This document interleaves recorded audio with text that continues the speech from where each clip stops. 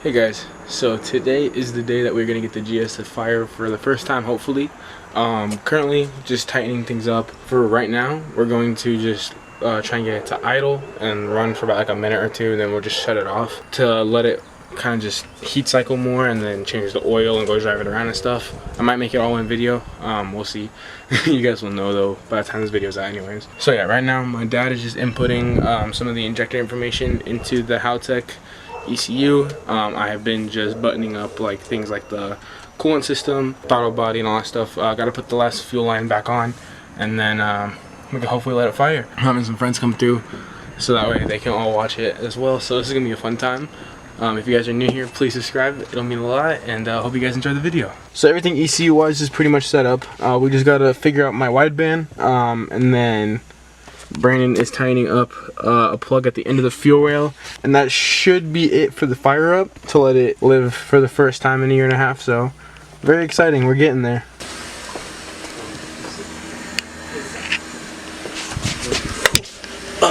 Got the fuel pumps going, just checking for leaks. Cool. It's sitting at 40. A little above. Oh yeah, a little above 40, like 42. 42.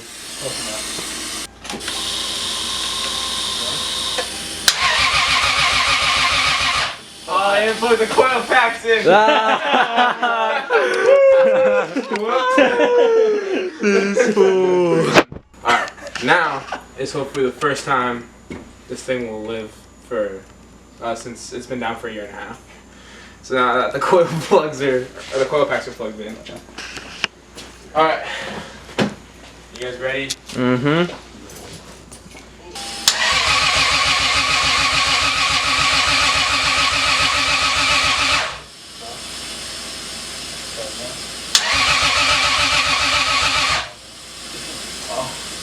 So yesterday we tried to get it running, but we tried to crank it. Yeah, for the first one I forgot to plug my coil packs in, but then we just kept trying, and it just wasn't really working. The ECU wasn't loading up the tune, like it just kept going back to its default tune, but we found out we're missing a couple of steps that we have to do.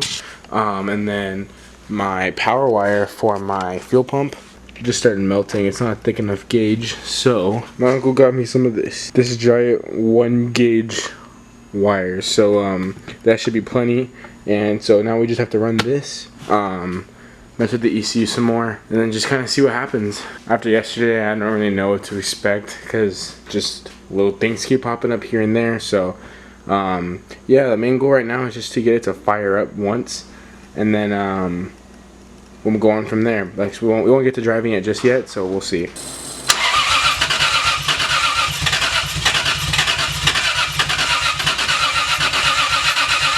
I have the ignition and the fuel pumps are currently disconnected. I don't. Ready? Yeah.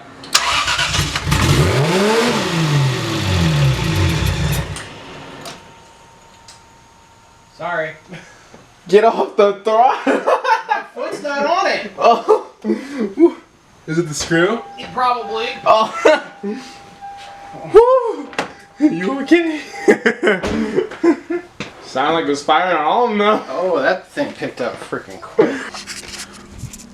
Okay, so now that we got the GS like running, like I can now turn the key and start it, it'll run.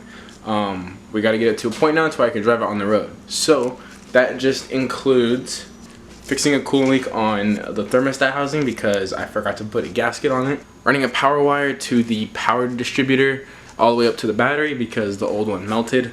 Raise the car just a little bit so we can actually drive it around just to be safe and also get under it if there is a leak. And then yeah, she should be all ready to go.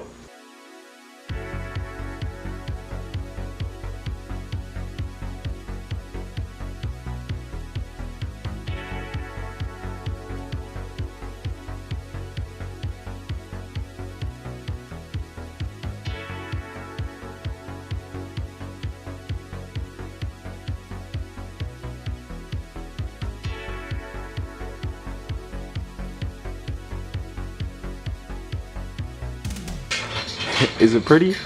Absolutely not, but it holds. So that's all that matters, and plus this is my first time doing this, so go easy on me. Also, in case you guys haven't noticed, this is some like industrial size cable. Like we gotta use some massive fittings for this stuff, so I should have plenty of power going to my fuel pump.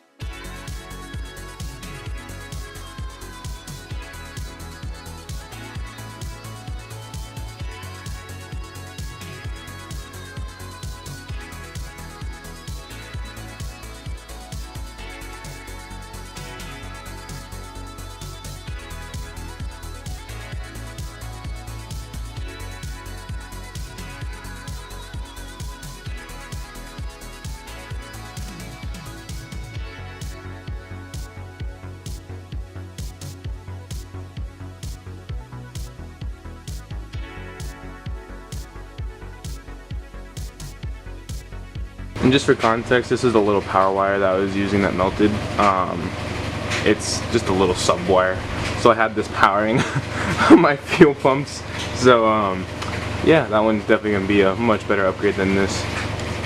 He's gonna pull up next to the Ferrari man, smoke him. Yeah, right. That's the Ferrari man. Ready? For this.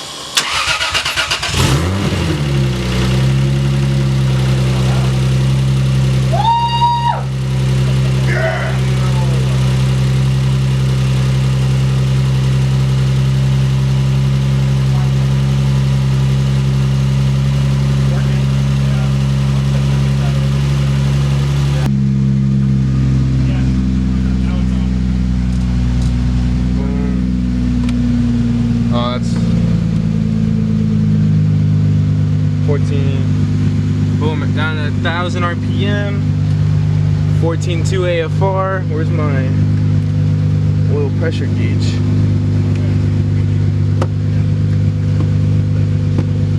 Oh. Now we're at 38 pounds because it's lower idle.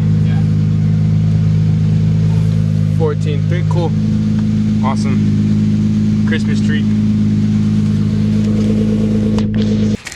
Okay, so I haven't done a lot of filming because trying to get out on the road, but we've accomplished a lot. So it's filled up with water. We had a bad coolant leak because this water neck was snapped, or I had a crack in it because I was tightening it way too much and I had the O-ring wrong. I'm raising the car. The front, I raised like ½ an inch. The back got raised like 1.5 inches. I still gotta do this rear side over here because as you can tell it's still tucking, but so we're starting to kind of get there. I got fresh oil in it. We just did the old oil change from the break-in, and it's looking really good. It's just been fighting little things like little coolant leaks and stuff like that, so we're getting super close. I have the fuel line all kind of zipped up to the body so it's not hanging super low. I still need to check the trans fluid. We got the white band and the oil pressure gauge to be talking to the ECU now. Power wire, it's all hooked up. Everything works. Everything's good. But yeah, like I said, just more coolant, trans fluid, finish raising the car in the back, get on the ground, and then go get gas. She's moving.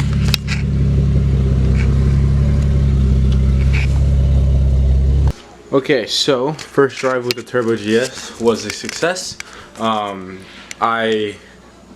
Honestly, I just completely forgot to record any inside shots, but here is some footage of the car rolling out of the garage for the first time in 1.5 years.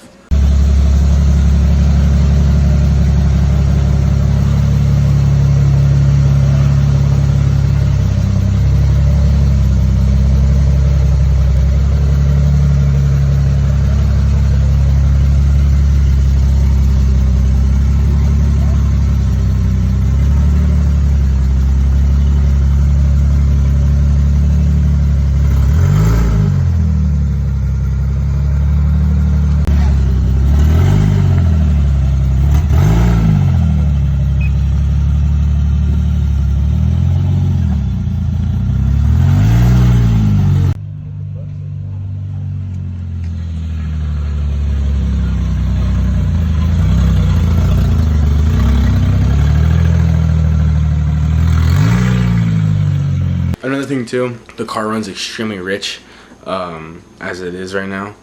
That's just because it's a base map, so we're sorting that out as well. So getting things all good to drive on the road for a longer distance. Man, something is not happy. That's all my power steering fluid. Oh, never mind. I don't know where that's coming from. Oh, looks like that's actually coming from my trans. I also just accidentally put my head down in some coolant, so I was on the floor, so that's great. Gotta take another shower. But, yeah, for right now, I think I'm just gonna put the bumper on because I'll do that tomorrow. So, yeah, let's do this real quick just for fun and see how it looks complete. Oh, also my hood doesn't close. Intercooler pulled the core support down because I didn't have the bottom mounts in. Now that is another thing. So bumper, let's do it.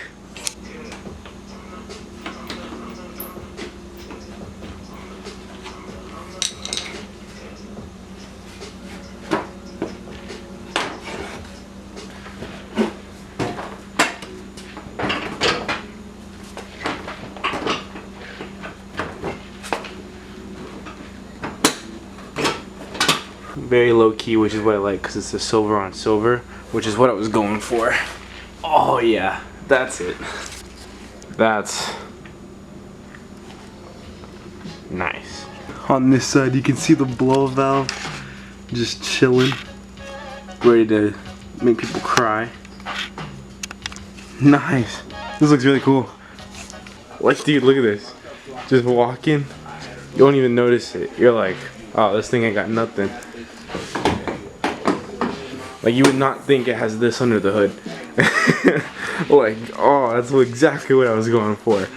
So it is kind of sitting all funky, but that's because I just gotta trim like behind this bumper because it's hitting on an inner core pipe for both sides. So nothing too crazy, but I love how sleek this looks.